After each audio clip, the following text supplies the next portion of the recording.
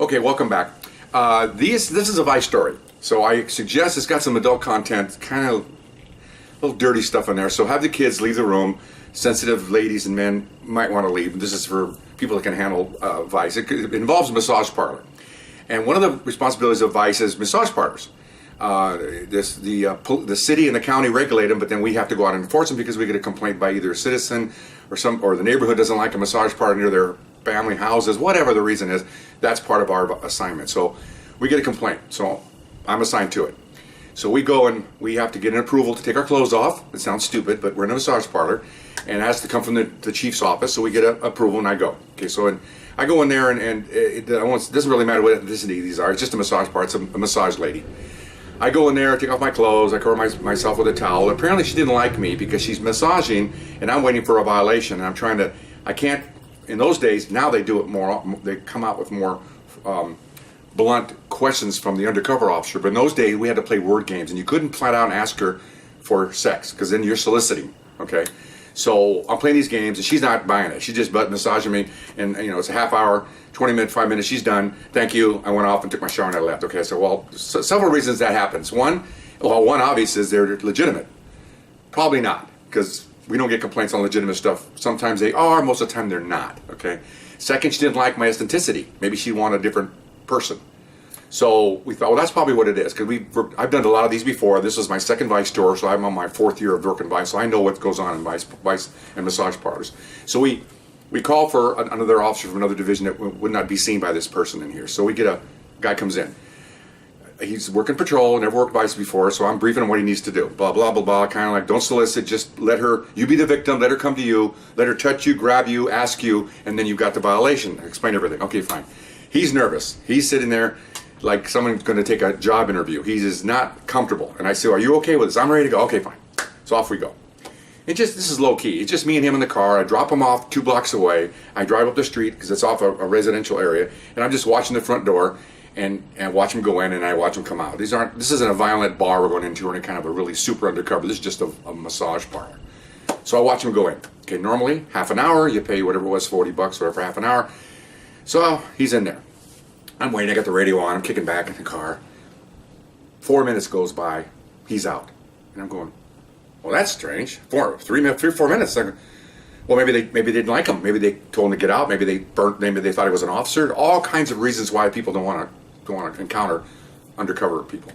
So we had a plan. He was going to go out 1 block, walk down a block, walk here, and then in case someone's following him. So then I watched to see if anybody's following. Nobody's following him. So I pick him up. And it's a pretty long drive back to the station. So he gets in the car, and we're driving. And I expect him to tell me what happened. I brought him over for this. He needs to tell me. I know it wasn't in there. So I'm driving. He's quiet, and he's like this the whole time. And I'm thinking to myself, well, what's going on here? He's quiet. Okay. A couple minutes go by, 5 or 6 street lights go by. He's not saying a word. So I go, hey, man, you just spent $40? Yeah, well, I got to account for the money. So on that excuse, I said, you got to tell me what happened, bro. I have to tell my supervisor. I have to write down a piece of paper for the city and the county what I paid for. Well, I'm thinking, here it comes. Okay. And so he goes, well, when someone answers a question with a statement, there's something wrong here. Okay. Just answer the question. He goes, well, my wife's had medical problems. Oh no. Okay. And he goes, and she's had, hysterectomy, and we haven't had sex in a year, and I'm going, well, this is not an answer to my question. Okay.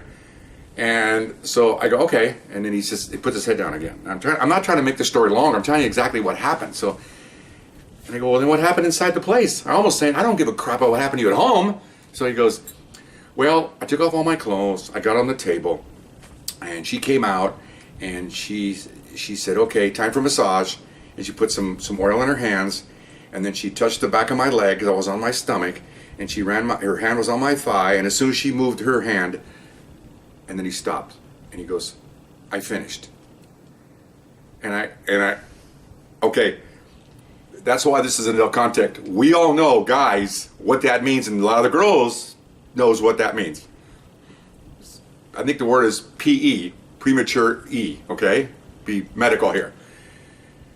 And I go, what? And he goes, yeah, I finished.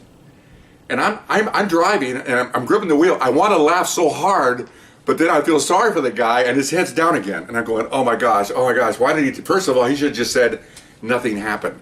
Here he's telling me about this, and then he's quiet again. And so I'm like, oh yeah, and then I have to play the psychologist. Oh man, it's okay, don't worry about it. We got other officers, and it's no big deal. And he just didn't say anything. So he was crushed that it's happened, embarrassed because he had to tell me. All these things going through his mind, like, here I get called to work for Vice, and I blow the case, if that's the right word to say. I'm not sure. That's why I want adult content on this one. I'm so sorry. But, so I'm like I have mixed emotions here about this guy. I feel sorry for him, but hey, look, we're police. I need things done here. I don't, this is routine stuff. I mean, maybe it wasn't for him. So we get back to the station, and I got two other partners in there, three other partners in there, and a couple supervisors, and they're doing other stuff, and I'm just one of the investigations we're doing that night. So I come in, right? He doesn't say a word after that. He's just sitting in the car. He's a broken man. So I'm trying to talk to him, and everything's fine, don't worry about it. So we go in the station. Of course, he just kind of stands off to the side, and I come in, and of course, my primary supervisor says, what happened? And I say, he didn't get a violation. Oh, okay. So I didn't want to embarrass him in front of everybody else. They're all looking at us. And as soon as I said that, the other three vice cops turned away doing their paperwork, and the other sergeant looks away, and he goes, okay, well, tells me fill out the form for the money and have him sign it for the $40, and then we're done. Okay, fine. So I fill that out. He's just sitting there, not saying a word. And they're talking to him. Hey, how's it going? Where do you work? Oh, I work over there. Oh, great. And he just kind of answered curtly and just put his head back down again. So, and they're all looking like, what the heck? Because most guys that go in there, they want to talk. I mean, we're all cops, So, get the form. He signs the form, and then I say, hey, man, thanks a lot. Appreciate it. Okay, fine, he's gone. Man, I'll tell you, man, as soon as that door closed, I waited about 8 seconds to make sure he was away from that phone. And I go, hey, let me tell you what happened. And they look at me like, what? And I told them the whole story I told you. And they are just laughing. Oh my gosh! It said and they're going like 7,000 cops. And we get a guy that can't control himself. I mean, all these things like premature E and what's wrong with him, and did he clean himself? And I mean, all these things are just firing. I'm rapidly saying this. I'm trying to keep the story condensed, but it was all kinds of shots back and forth about this poor guy. Of course, we're never going to confront him. Obviously, he's off. He's done. Twice. He's done with the case, and he's done in where he was at the massage parlor. I think it's called a double entendre. I'm not French. I have no idea what that means. But anyway, so we had a bunch of laughs about that. And I said, and then, of course, they're telling me, how'd you control yourself? Because they know I'm the biggest joker in there. I said, man, my head was going to explode. I'm holding myself back because I wanted to say, are you crazy? Oh my gosh, But I just kind of, okay, I felt bad. Okay. So we had a good laugh about that. And then ultimately, one of my other regular vice partners went in there because he couldn't do it the first time, and went in there and he got a violation, and we ultimately went in there and arrested her and wrote her a citation, and she lost her license for like 6 months. It's not a big deal. It's just more administrative. Keep them on their toes, so to speak. Okay. There's more to the story. Okay, so that's in the, let me think now, be like 1982, 83, somewhere in there. Fast forward about 10 years or so. I'm working another assignment, I'm working narcotics, and I teamed up with a partner, several partners, but we had a squad, and I had a partner that we became really good buddies, and we played golf together and stuff, and I helped him birth his son. I mean, I was not godfather, but I was there when his son was born, and we're good partners. Okay, so one night we go to a restaurant. We're done at the end of shift, and we go to a restaurant, and not a lot of cops go there. It's just a restaurant. So we go in there, but there are some policemen in there, off duty, of course. So we go in there, him and I are sitting around, pounding around. He goes, hey, I want you to meet my brother. I said, he's a policeman also. I go, great. He's like, hey, come on over. Come on. Okay, now I'm doing something. I look up and, okay, you can see this coming. It's him. This guy's brother is the PE, we call the other guy, okay? Premature E, in case you missed the first part of this video.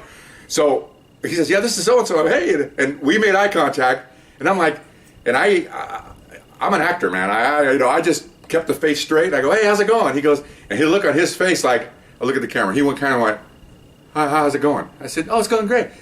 Nice meeting you. Yeah, but man, he had flashbacks 10 years earlier. And he goes, oh, okay, man, I'll see you a little bit later. Okay, man, nice seeing you again.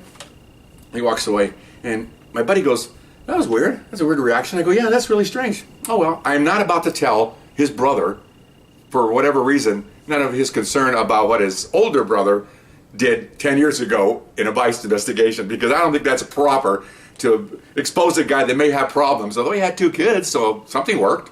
But anyway, so I just kind of kept it to myself. To this day, I haven't seen his brother. maybe twice, but not just in passing. I think I see him first and he sees me. I think he kind of maneuvers away, doesn't want to be near me. I don't know. I hope it's not that way, but then again, it's the way it is. So, but I'll sure not going to expose it because I think it's wrong to do that. But anyway, that's my Vice story, and you know, you never know. But so that's my PE story. So anyway, hope you enjoyed it, and we'll see you next time. Bye bye.